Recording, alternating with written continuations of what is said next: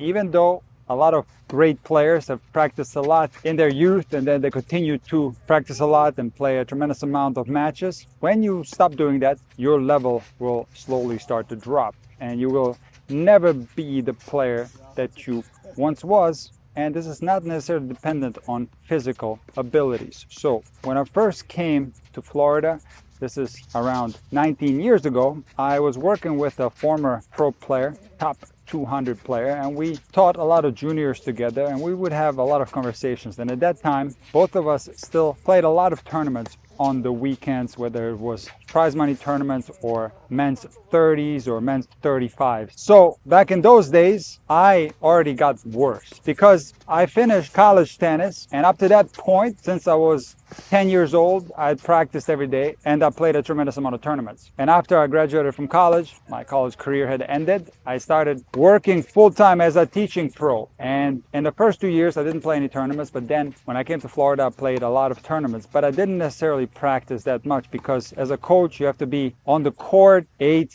to 10 hours a day sometimes, and you just don't have the time or the energy to practice, but you still have the passion to compete, and you might play a tournament here and there on the weekends. And this is exactly what I did. I played a tremendous amount of matches, but no practice. And for that reason, because I stopped practicing on a daily basis, I got worse. My level was for sure not as good as it was in college. But I remember vividly talking to my friend Carlos, who was a top 200 ATP player, and he told me, Nick, once you stop playing tournaments, you are done. And I didn't know what he meant back then, and I didn't believe this to be true. But I stopped playing tournaments around 10 years ago, and it is then when my level dropped even more. Because here's the fascinating thing about the game of tennis. You could be someone that practices on a daily basis. You could even play sets on a daily basis against great opponents. And then you sign up for a tournament, you play a tough first round match, and you are sore the next day. So how can it be possible that you are in great shape, you're playing matches all the time,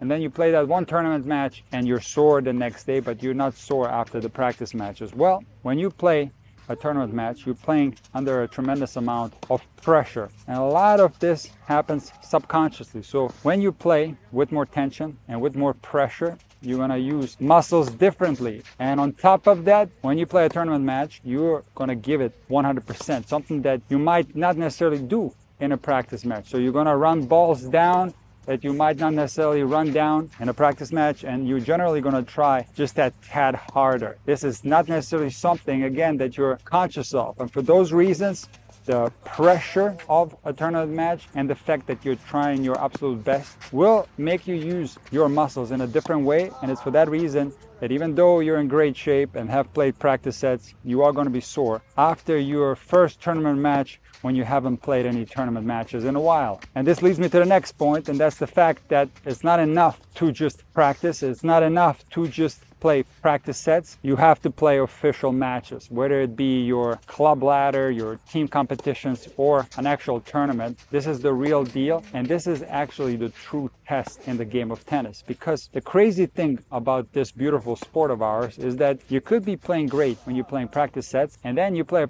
and things are different all of a sudden. This could be even against the same opponent, someone that you're beating or playing close in practice matches, and then you play that same person in a tournament match and you lose very easily. This is where tennis can be very tricky from a mental standpoint. So ultimately, you're going to test yourself and your abilities when the pressure is at its highest and where everyone is going to try their hardest, and that's going to be a tournament setting. So for those reasons, when you are trying to maximize your potential as a tennis player, you have to get rid of technical flaws. There's no doubt about that. You have to optimize your forehand, your backhand, your serve, all the other strokes. You want to have a wide repertoire. You want to get rid of fundamental flaws in your technique. How are you going to do that? Well, you're going to have to hit a tremendous amount of balls in practice, reps, so that your body can start remembering this correct technique, so that this correct technique can be called off when you're playing a match. Now, this even goes for a practice match. So the reason for that is that the tennis game is an intuitive game. There's no time for you to have conscious thought when you're playing in a rally. So there's no time for you to be tinkering with your grip or tinkering with your take back when the ball is coming back very quickly. Some people believe this to be true, that you can make all these adjustments in a point, but you can't. Even at the lower recreational levels, the ball comes back so quickly. There's not even enough time to complete a sentence when you're playing a point. So for that reason, it's very difficult to work on your technique when you're playing a match. So technique has to be corrected in a non-match situation where you're just hitting one ball after another, and you can pause in between the shots, make adjustments, and that's how you're going to develop sound fundamental technique. And through enough reps, this sound fundamental technique is going to be available to you in a practice match. Now, it's not enough to play practice matches because you have to test yourself under the pressure cooker that is a tournament setting. And it's only there where you're going to find out what your actual level is. So to maximize your potential, you got to get rid of your technical flaws through reps. Even if you don't have any technical flaws, you always have things to work on in the game of tennis. Even the greatest players in the world continue to improve. So reps are crucial to maximize your development as a player. Then you're going to have to test yourself in a practice match. And ultimately, you want to test your skills in a tournament match. And you want to do that as much as possible if you want to maximize your level as a tennis player.